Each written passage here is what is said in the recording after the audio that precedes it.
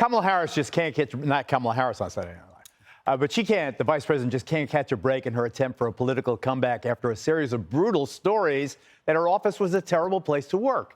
Yet examples of her incompetence keep breaking. Example, the White House being forced to defend Harris's role as the so-called border czar after Guatemala's president claimed last week that he had had no contact with the vice president since last June when she made that awkward visit to the Guatemalan capital.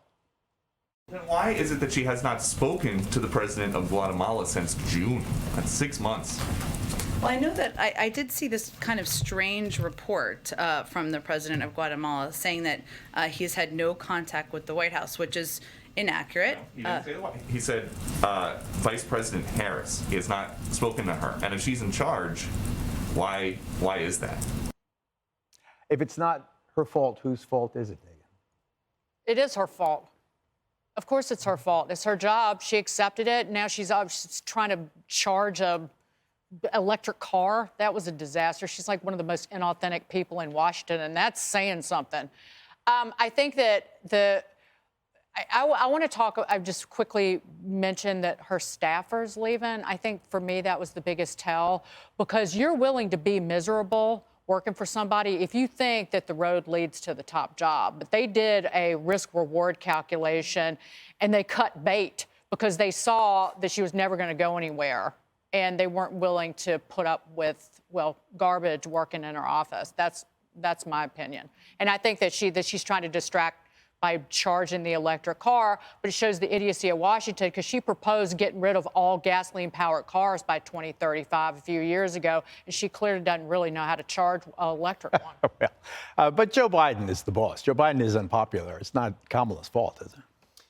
Well, she hasn't helped herself, Geraldo. If you're going to go down and say you're going to fix root causes and then ghost the guy for 6 months, come on. I mean, they did the same thing with the crime thing. Remember, they're like, oh, yeah, we're in touch. We're sending all this federal help to these crime-ridden cities. And the sheriffs were like, we haven't heard anything from you guys. And then she scrambles to get something out and say, oh, actually, you know what? We got a bunch of companies together. We're sending down millions of dollars to Central America.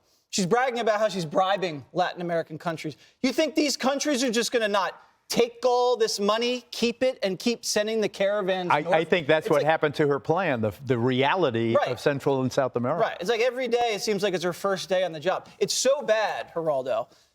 Politico is writing advice columns. Yes, this is an advice column. How Kamala is awesome. Nothing's her fault. But here's what she can do to get herself out of this rut. And then they interview 6 of the most highest paid political consultants to give her free advice. Yep.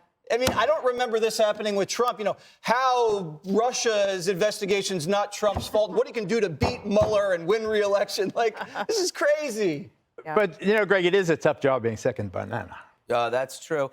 But whose fault is that? It's the Democratic Party, because there's so many examples of failures caused by just one variable decision making.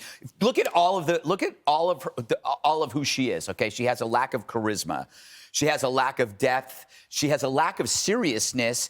Her primary showing was terrible. Her role of a prosecutor was questionable. So those are 5 variables. And if you were looking at them, you would have said, hell no, as a VP choice. However, none of those variables mattered. They looked at one, and that was identity. And that was the one variable she could pass, and it was the only variable that mattered. They needed to pair that identity with an old white male on his last legs. It's like pairing the right wine with a rubbery plate of bad chicken.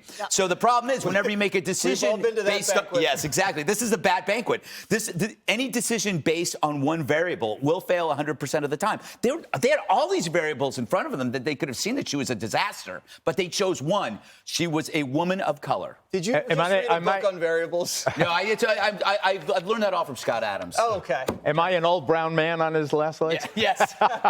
But, you know, Dana, I've always said it's her problem is lethargy and a lack of verve. Well, here's the thing. So when Jen Psaki was asked that question, if she had been given permission by the president and the chief of staff, she could have said, it's a great question.